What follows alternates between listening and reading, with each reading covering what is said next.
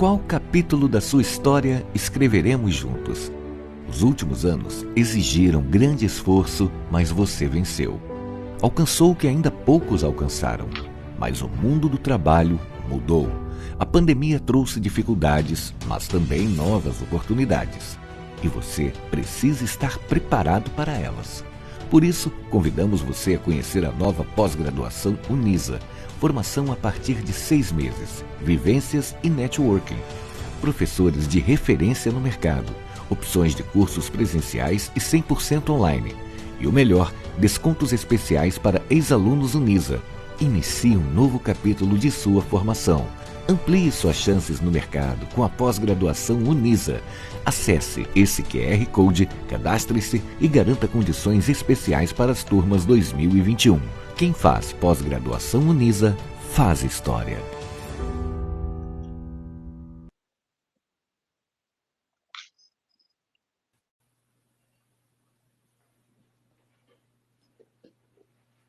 Olá, sejam muito bem-vindos.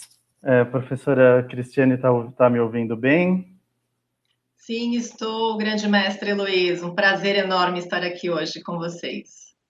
Prazer é meu te receber aqui. Gostaria de dar boas-vindas a todos que nos assistem, né, seja no ao vivo ou depois gravado. E gostaria de agradecer sua presença, né? Vou fazer aqui a sua apresentação. E depois, na sequência, eu me apresento também para o pessoal. Então, a professora Cristiane é uma executiva na área de finanças e gestão, tem mais de 20 anos de experiência em empresas de pequeno, médio e grande porte, tanto nacionais como multinacionais, vários setores, e isso fez com que ela tivesse aí um currículo bem rico, né? Uma visão de negócios e de gestão bem diferenciada. Passou por empresas como a Novartis, Philips, Filtrona, R.R. Donnelley, na área de controladoria e também informações financeiras. Tem ampla experiência empresarial atuando como diretora financeira, CFO, né, controller e gestão de áreas diversas. Tem mestrado em administração pela PUC, graduada também em administração e ciências contábeis, MBAs em gestão de negócios com ênfase em controladoria, finanças e auditoria, outro MBA em finanças, um MBA executivo internacional. É uma profissional que agrega muito valor tanto à academia como aos negócios, aliando experiência na prática, né, com essa bagagem toda acadêmica adquirida ao longo dos anos. Entre as especialidades principais estão as áreas de controladoria, planejamento financeiro, orçamentos e forecast, custos e preços, reporting, planejamento fiscal, contabilidade, BR GAAP, US GAAP, IFRS, controles internos, auditoria, suporte financeiro suporte financeiro a projetos, né? Análise de investimentos, suporte a vendas e operação. Olha, precisa ter fôlego, né, para fazer tudo isso, e aí eu descobri por que ela tem todo esse fôlego. Ela, além disso, é maratonista e triatleta, né? Então ela compreende bem aí que saúde e bem-estar estão alinhados com a evolução pessoal e profissional. Depois ela fala um pouquinho aí da vida dela de maratonista e triatleta, se ela desejar. E isso tudo, então, reflete diretamente no desenvolvimento e crescimento sustentável organizacional. Então, acho que é tudo isso, né? É tudo isso, né, professora? Excelente, realmente, Luiz. Excelente apresentação. Descobrir de onde vem o fôlego, né? Você quer falar um pouco mais da vida de maratonista? Ou... Eu acho que assim, para a gente conseguir dar conta de fazer tudo que nós fazemos, né? Dar conta da casa, dos filhos, do marido, estudar, né? Porque estudar é algo que a gente tem que fazer continuamente. A gente não pode parar de aprender coisas novas. O mundo muda a cada dia. E para a gente conseguir, né, fazer toda essa administração do tempo, é importante, como você disse, ter fôlego. E maratona e triatleta, assim, ser triatleta, ser maratonista, é algo que eu trago os ensinamentos dessa área do esportes para a área executiva e acadêmica, que é justamente toda essa estratégia, essa persistência, não é um dia para o outro que a gente sai e corre 42 quilômetros. A gente constrói essa base para conseguir fazer 42, assim como na carreira de qualquer profissional. Você precisa desenvolver e subir aí no degrau um a um, né, com uma base sólida, uma base acadêmica, uma base de experiências fortalecidas para conseguir vencer a maratona. Muito bem, não é fácil não, mas realmente é muito importante nessa parte como suporte aí. Bom, eu sou, me apresentando também rapidamente aqui, eu sou o professor Luiz, né, sou coordenador de alguns cursos na Unisa, professor, coordenador, em especial os MBA de Auditoria, Compliance e Gestão de Riscos, e também o MBA de Finanças e Controladoria, né? E minha experiência toda profissional foi na área de auditoria, basicamente, minha carreira, né, com auditoria. Hoje tenho também uma empresa de auditoria e consultoria, e além dessa parte acadêmica que a gente adora, né, quem gosta não consegue ficar longe. E hoje o nosso tema aqui é dentro da GRC, de Governança, Riscos e Compliance, a gente vai conversar um pouquinho e falar também das questões de ética e cultura organizacional, né, de forma que essas questões afetam essa questão do compliance. Então, eu acho que a gente poderia começar, né, professora, falando um pouquinho da sigla GRC, o que significa essa sigla GRC, que é sobre isso? Muitas pessoas ouvem falar GRC e aí ficam, o que é GRC? Então, a governança corporativa, né, que é o nosso G, vamos dizer assim, nada mais é do que um sistema que as empresas têm, que abrange toda a empresa, para que você tenha ali um cumprimento de todas as regras. E aí você tem o risco, né? O risco, ele é inerente ao negócio. Então, qualquer evento que você vai ter, você pode ter aí algo positivo e algo negativo, né? Às vezes a pessoa fala, eu tenho aqui um risco negativo. Não, muitas vezes você também tem riscos positivos e isso precisa ser mensurado. E nós temos a gestão de riscos. Então, em empresas mais consolidadas, existe a matriz de risco, onde a empresa faz toda a avaliação do que pode ocasionar um risco, qual que é a frequência que esse risco pode acontecer, o quanto isso vai custar para a empresa, né? E falando um pouquinho aí de compliance, né, de comply, o compliance, na verdade, vem do verbo comply, né, to comply, verbo em inglês, né, que aí é você seguir as regras, né? E aí o compliance é muito interessante, que ele vem sendo utilizado nas empresas, né, nada mais é do que essas regras, mas ele começou lá no começo de 1929, né, nas instituições financeiras, justamente por conta da quebra da Bolsa, né, de Nova York em 1929, e aí depois, por conta deste caso, começou-se a ter as regras dentro das instituições financeiras, e aí isso foi depois colocado no mundo empresarial. Então, a governança corporativa, ela abrange tudo isso, né? Ela abrange essa análise do risco, essa mensuração e todas essas regras que tem na empresa. Em todas as empresas que eu passei, pode ser uma empresa de pequeno, ou de médio, ou de grande porte, precisa ter o compliance, precisa ter essa governança, precisa ter essa medida do risco. O que pode acontecer muitas vezes, né, Luiz, é que empresas de menor porte não se tenha um sistema tão robusto de compliance. não tem uma matriz de risco muitas vezes, mas com certeza o proprietário da empresa, ou os grandes diretores ali que comandam, né, eles fazem essa gestão de risco do negócio. Então, por exemplo, se você tem uma planta em algum lugar, uma indústria, e neste lugar pode ocorrer o risco de fechar por conta de uma pandemia, que a gente está vivendo isso, esse gestor ele precisa mensurar para onde que vão essas pessoas. Eu lembro muito bem, na época que eu trabalhava fazendo a matriz de risco em uma das empresas, que uma das coisas que eu sempre colocava, né, nessa matriz e se um dia faltar sistema, ou se um dia faltar como uma, assim,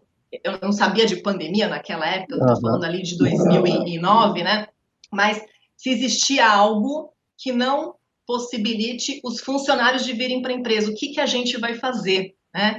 E aí a gente mensurou isso, como é que ia ser feito, o plano de contingência para isso, quanto isso ia custar para a empresa. Então, empresas robustas que já tinham, lógico, não ali escrito pandemia, mas já tinham essa gestão de risco, estava mais preparada para enfrentar essa pandemia.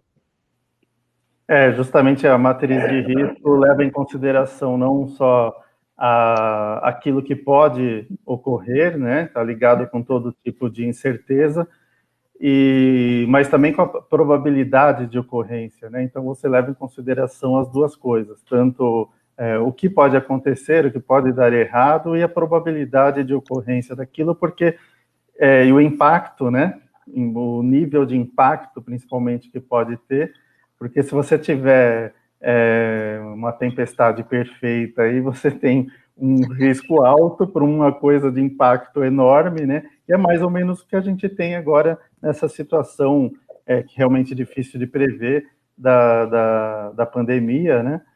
Então, isso é uma coisa que pode acontecer. Mas foi interessante tocar nessa questão dos tamanhos de empresas, né? Porque muita gente acha, às vezes, que isso é mais uma coisa para empresa grande, que o compliance não é uma preocupação para empresas pequenas e médias, mas, na verdade, também. É claro que cada uma tem a sua dimensão e tem também a sua própria análise de custo e benefício, porque tudo custa dinheiro, o controle também custa, Sim. Né? Mas a ausência de alguns controles, tudo pode custar muito mais em termos de tragédias ou de problemas, ou até de autuações em grandes grupos aí nessa parte de recursos humanos, de direitos trabalhistas, de direitos humanos, né, também na parte ambiental, que cresce cada vez mais em importância. A gente teve recentemente grandes tragédias também nessa área ambiental, e a parte socioeconômica de uma forma geral, né? Então, aí entra também a parte de fraude, de corrupção, de transparência, todas essas questões associadas aí. Mas uma coisa interessante é essa questão, principalmente, que é uma dificuldade até maior nas pequenas e médias, que é da segregação de funções, né? Então, não sei se teria algum caso prático aí que você se lembra, que teve em alguma empresa, que envolva segregação de funções, que envolva alguma coisa que a gente possa oferecer aí para o nosso público como um exemplo, um caso real que tenha vivido, alguma coisa assim. Sim, como eu passei em muitas empresas, e tanto empresa de pequeno porte quanto empresa de grande porte, acaba tendo esse problema de segregação de função. Empresas de pequeno porte, isso acontece com mais frequência, porque uma pessoa acaba fazendo várias funções. Então, a pessoa, às vezes, ela faz a cotação, aí ela vai e decide a compra, ela aprova a compra, depois ela vai e faz o pagamento. Então, não tem como, né, o administrador de uma pequena empresa contratar duas pessoas. Você vai cotar, você vai aprovar, você vai pagar, porque senão ficaria um negócio inviável para esse gestor ter várias pessoas fazendo esse tipo de trabalho. Mas para isso que tem os controles internos. Então, mesmo numa empresa de pequeno porte, que isso acontece, é muito frequente, é normal uma pessoa fazer várias funções, existem os controles internos. E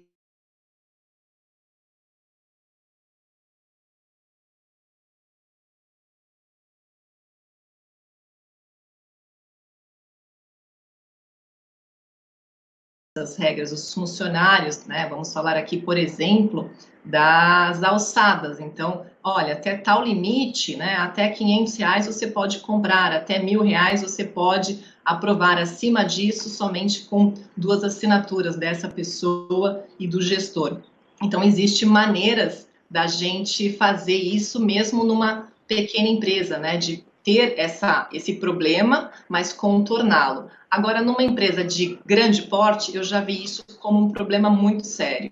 Existia, né, um caso real, só não vou poder compartilhar aqui com vocês o nome da empresa, né, por não ser aqui uma atitude ética fazer isso, mas fui trabalhar numa empresa e aí fui, né, responsável por controles internos e fui olhar, né, toda essa parte de atividades de compra, de venda.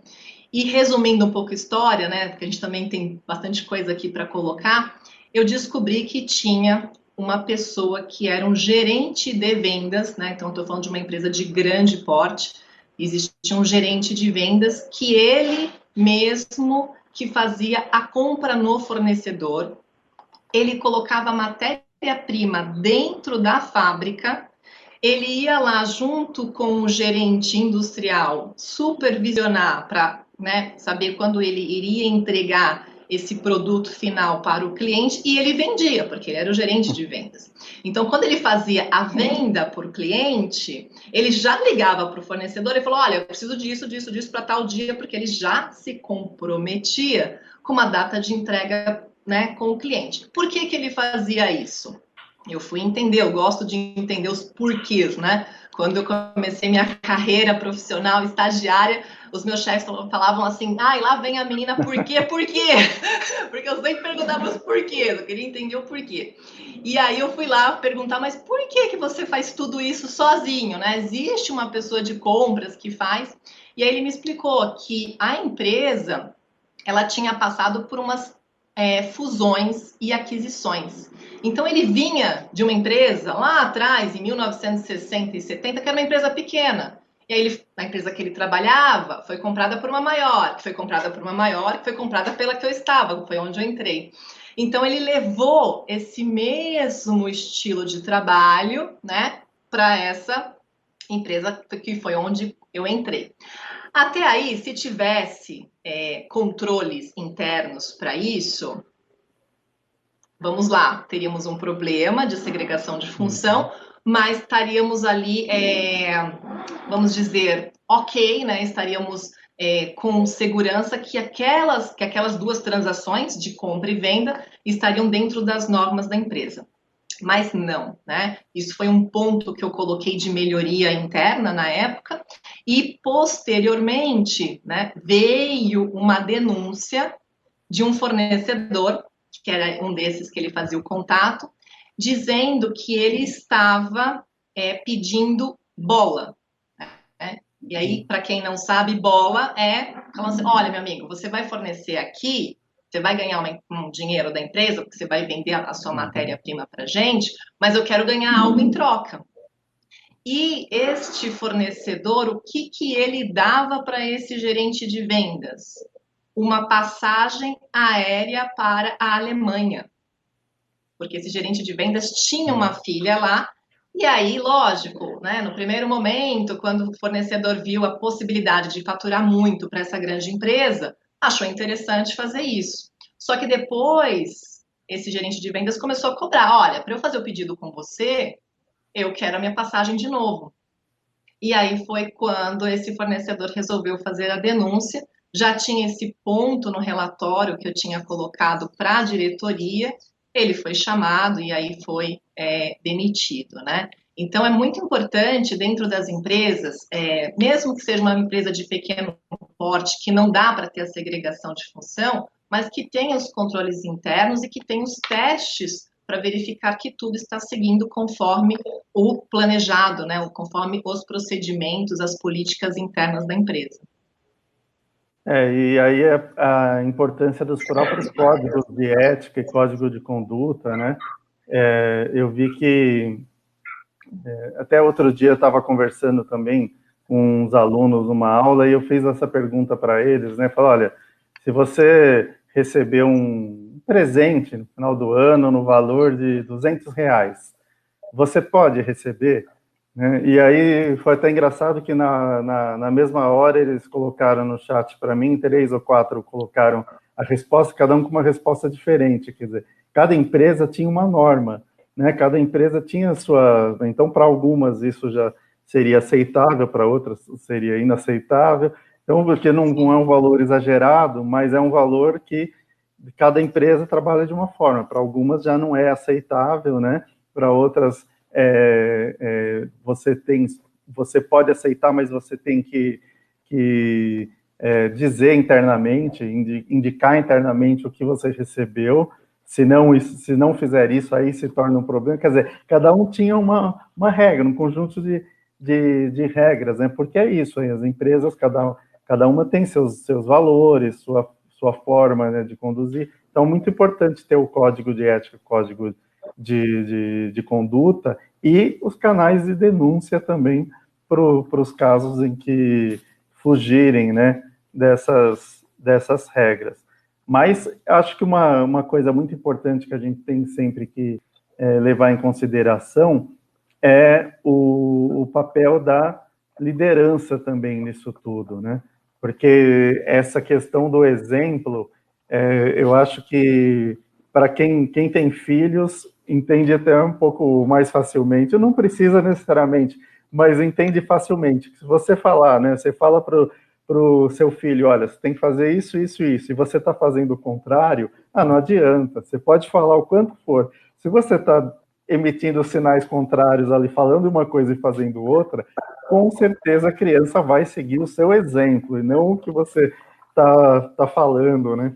Então, o exemplo é muito mais poderoso, e nas funções de liderança nas empresas, não só empresas, governos, etc., tudo isso é muito importante, né? O exemplo dos líderes é sempre muito importante. Então, queria conversar um pouco também sobre isso, né?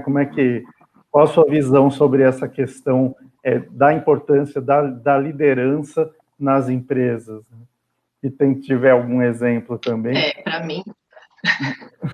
Para mim é super importante, né? Só voltando um pouquinho ao que você falou do código de ética e do canal de denúncias, de acordo com uma pesquisa feita pela Deloitte, né? Esses são os 2 mecanismos mais utilizados pelas empresas aqui no Brasil, né? Para você conseguir combater a fraude e a corrupção dentro da empresa. Então, esses são os mecanismos mais utilizados e que, de uma certa forma, norteiam aí dentro da empresa a boa conduta, o bom hábito, né? E aí a gente parte aí para essa liderança, porque a liderança, ela precisa ter ética, né? E o que é ética, né? O que vem a ser ética? Eu sempre costumo explicar de uma maneira bem simples, né? Tem toda aquela regra bonitinha, o que é ética, o que é moral, né? É aquela coisa assim, muito simples. O que você faz, né, quando ninguém tá vendo? Você continua fazendo certo ali no banheiro, né? Você, no seu momento que você pode fazer alguma coisa que ninguém tá vendo, você vai fazer certo? Então, isso é a ética, é o teu comportamento, é o teu hábito. E isso vem muito de encontro com a nossa sociedade.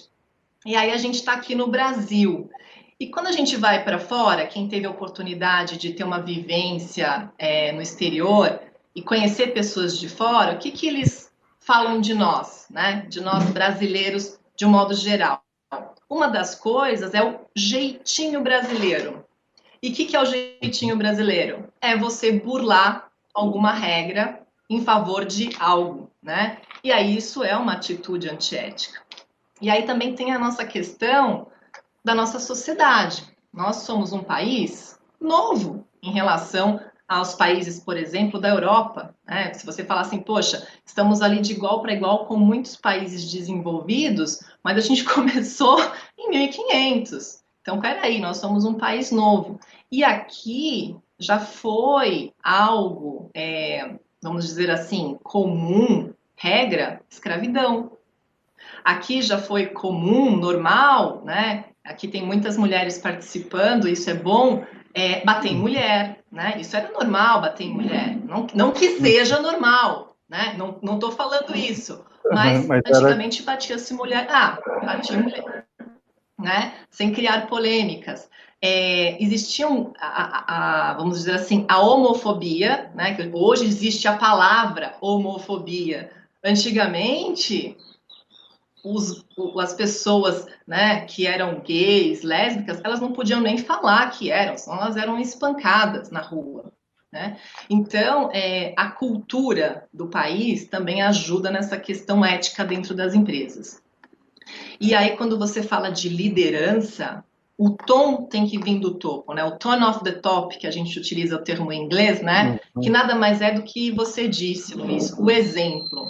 E a correlação que você fez, né, com pais e filhos é exatamente essa.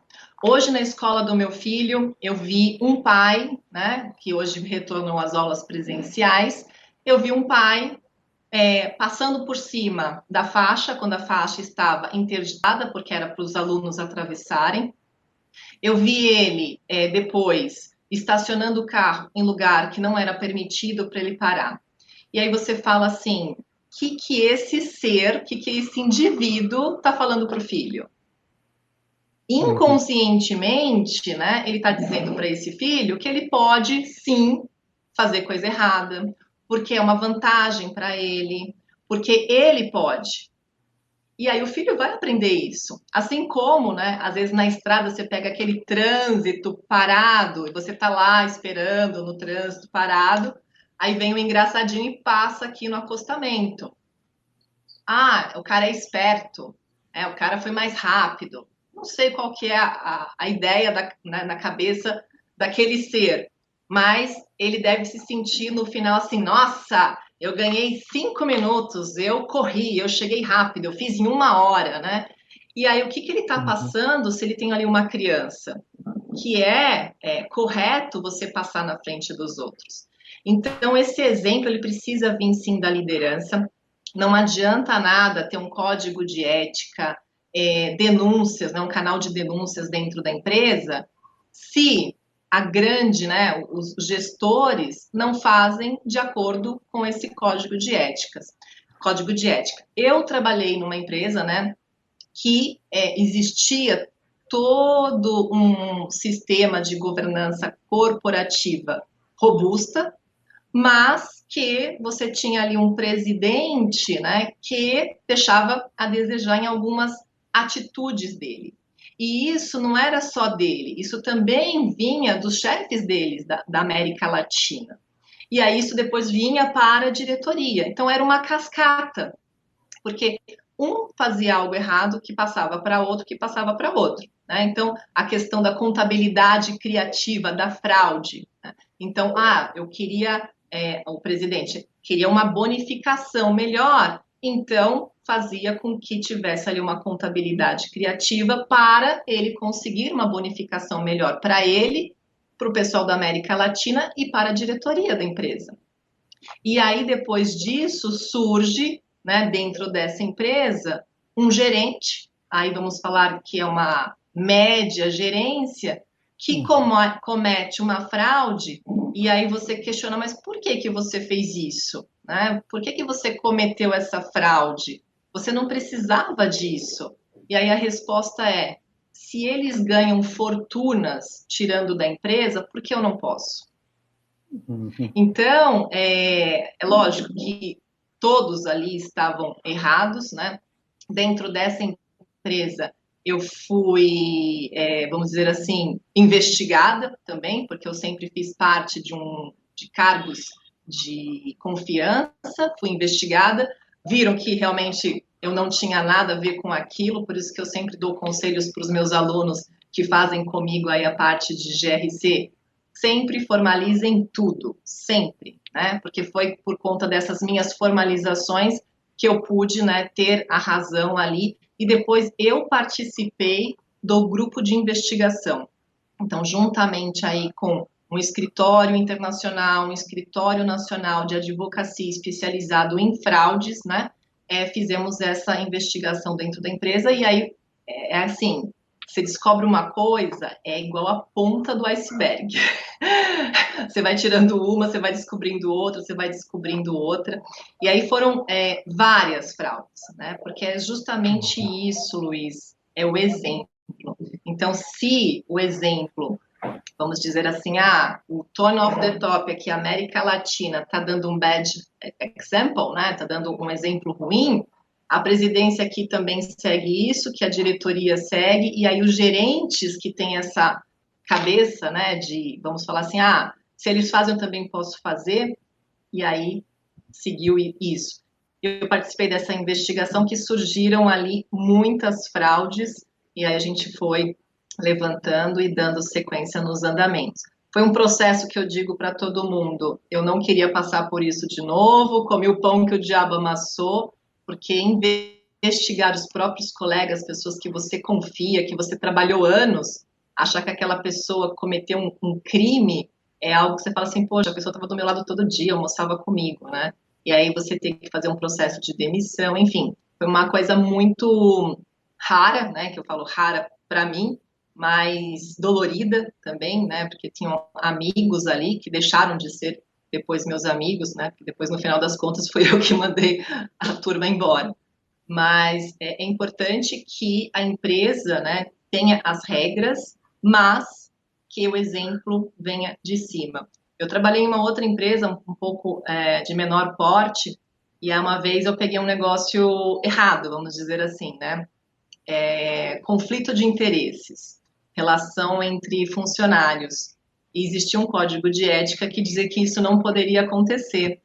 E aí eu cheguei e fiz essa, vamos dizer, denúncia para o presidente da empresa. E aí ele falou assim, Cris, eu já estou ciente e eu vou ser padrinho de casamento dos dois e a gente vai dar um jeito nessa gestão de conflitos, né? Aí ele falou assim, muito agradecido de você ter me avisado, mas eles já me comunicaram, eu pedi para eles, né, manterem, vamos dizer assim, ficarem um pouco na deles até a gente acertar a situação dos dois. E aí foi isso que a empresa fez, né? O presidente depois separou os dois para não ter mais essa questão de conflito de interesses. Então, você falou várias coisas interessantes aí, e eu lembrei também de algumas experiências semelhantes, né? Eu tive, por exemplo, em relação à questão nessa questão de conflito de interesses, por exemplo, como nas várias auditorias, né? Eu tive uma oportunidade também de ir até uma empresa que você, para tomar algumas decisões importantes, até fazer pagamentos, você precisava da assinatura de 2 diretores, digamos assim. Tinha outros nomes lá, mas para 2 diretores. E aconteceu que, num determinado momento, além era sempre o diretor, presidente e mais um diretor, né, um superintendente lá e mais um diretor qualquer, de alguma das áreas. Só que num determinado momento, numa dessas áreas, a filha desse superintendente se tornou diretora.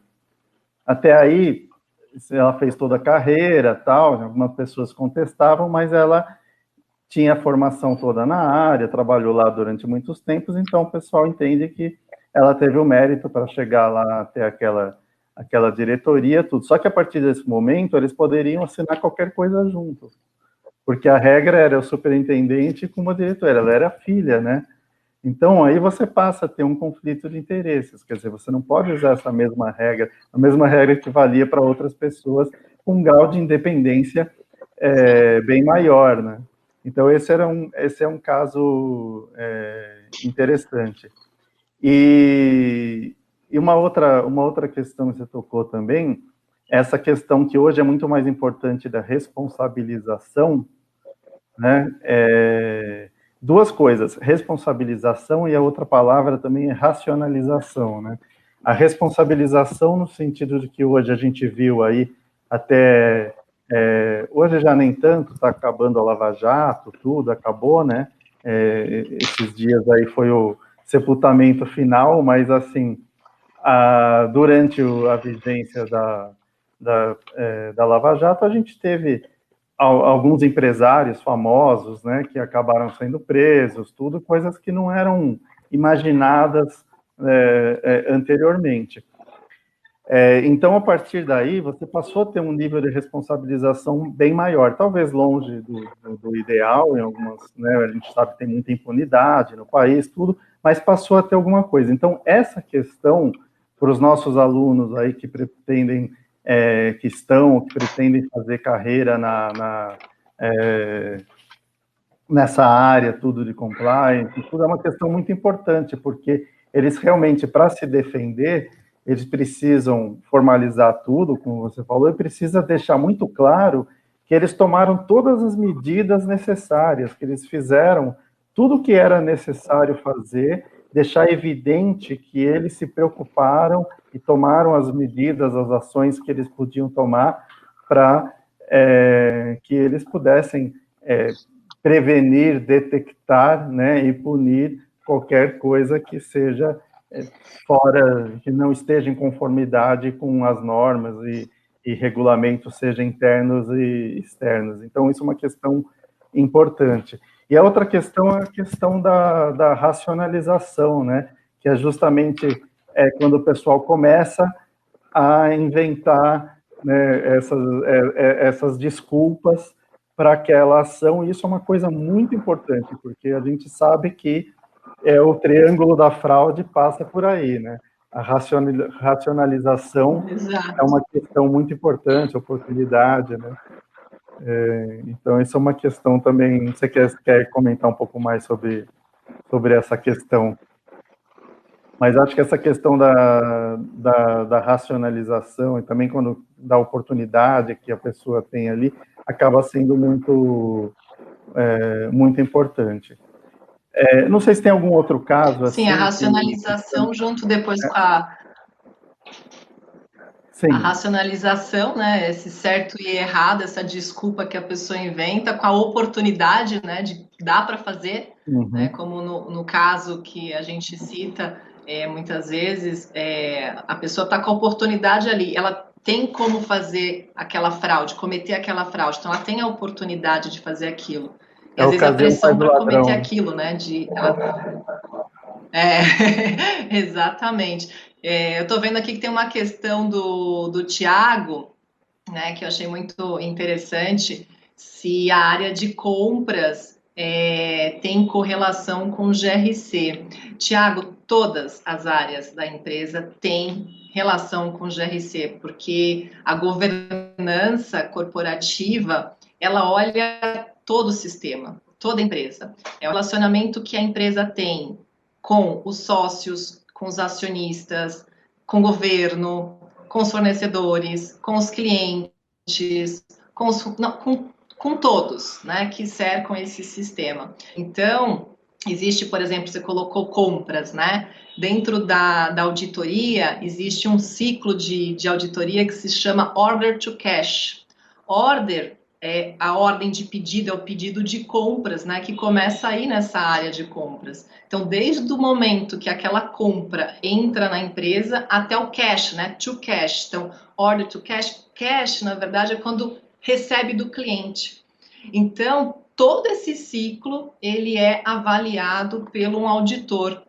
Então, entra sim, né, todas as áreas têm relação, é auditado, né, o Luiz colocou aqui o exemplo de alçadas, de 2 aprovações, tem muitas outras regras também que existem dentro da área de compras que podem existir dependendo do tamanho da empresa, que faz com que existam testes, os controles internos, se avaliem os riscos dessa área, dependendo do montante que essa pessoa compra, né, ou essa área compra, é importante ter essas regras de compliance, né, ou seja, essas regras para que não se tenha aí possíveis fraudes, corrupção o exemplo do presente, né, de R$ 200, né? Foi alguém que comprou e aí está dando para uma outra empresa. Pode comprar esse presente? E quem recebeu? Pode receber, né? Então tem várias questões relacionadas com a área de compras. Isso. Eu estava tentando mexer aqui, eu caí um pouquinho e voltei, né, rapidamente no meio aí da nossa conversa, em algum momento. E aí eu acho que perdi, estava tentando verificar aqui, eu não sei se tem mais alguma questão, não estou conseguindo enxergar. Tem mais alguma questão aí, além da do Tiago? Eu vi a do Tiago, ele respondeu aqui que bacana, porque é bem ampla a área, é isso mesmo, né? Tem que ter senso de dono, todos, né? Acho que ali todos precisam ter esse olhar para o negócio, né? E aí, né, aproveitando, se alguém tiver algum questionamento, quiser colocar aqui para a gente, por favor, é um bate-papo aqui, então fiquem à vontade, se alguém tiver alguma dúvida, aproveitem esse momento que a gente está aqui disposto, e é muito bom compartilhar com vocês experiência e conhecimento. O Luiz tem muito conhecimento na área, né, Luiz?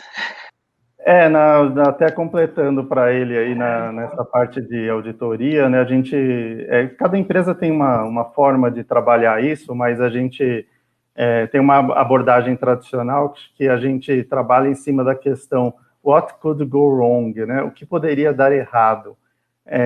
Então, dentro disso, o que poderia dar errado? Por exemplo, você comprar e pagar 2 vezes, que eu já vi, você pagar 2 vezes a mesma coisa para o mesmo fornecedor, né, o mesmo fornecimento sendo pago 2 vezes. Então, você vai olhar qual é o controle-chave que vai evitar que numa próxima vez o cara pague 2 vezes para o mesmo fornecedor, né? Ou então comprou, pagou, mas não recebeu. Comprou, pagou e recebeu errado. Comprou, pagou e recebeu menos. São inúmeros problemas. Então, você pensa o que poderia dar errado e pensa em qual é o controle-chave, né, o controle principal que você precisaria ter, verifica se você tem ou não esse controle e se ele está funcionando. Porque às vezes, são 2 problemas. Um problema é você não ter um controle que você precisaria ter. O outro é você ter o controle e, na verdade, ele não está funcionando. Aí, às vezes, é pior ainda, porque às vezes você... não, isso aí eu tenho controle lá, só que às vezes o controle não está funcionando como você imaginou. Então, por isso que é importante a auditoria, tanto interna quanto a auditoria independente, que tem papéis diferentes aí, né? Mas... eu acho que, apesar da conversa estar boa, a gente vai precisar encerrar. A gente tem 45 minutos, né? Passa muito rápido. Passa muito rápido, só tem um minuto. Para fechar, eu vou até completar com uma historinha rápida lá sobre integridade, né? Que você falou da integridade lá do que a gente faz escondido, né? E tem uma historinha rápida de um pai que leva o filho para pescar numa área que é proibido. Então, ele combina com o filho, olha, a gente vai pegar, só que vai ter que devolver, porque não pode, nessa época do ano, não pode pegar. Só que eles pegam o peixe mais lindo que eles já pescaram, né? Então, eles acabam olhando, vê que não tem ninguém, tudo, e o filho fala, não posso levar só dessa vez tudo, né? E aí o pai acaba falando, não, olha, não pode, né? Não pode mesmo, tudo. Então, enfim, integridade é isso, é você fazer a coisa certa mesmo que não tenha ninguém olhando, né? E aí o pai ensina isso, fala, olha, apesar de ser o peixe mais lindo de todos, a gente pegou, infelizmente, a gente não vai poder. Então, encerro com essa historinha. Quer Perfeito, fechar? Luiz. Quer alguma última palavra aqui? Está no nosso último minuto. Só agradecer. Muito obrigada pelo convite, Luiz, por vocês estarem aqui presentes com a gente. É uma honra estar aqui e sempre estarei à disposição, né? Porque eu adoro passar conhecimento, dividir com vocês a experiência. E muito obrigada, Luiz, mais uma vez pelo convite, a Unisa por proporcionar isso a todos os alunos.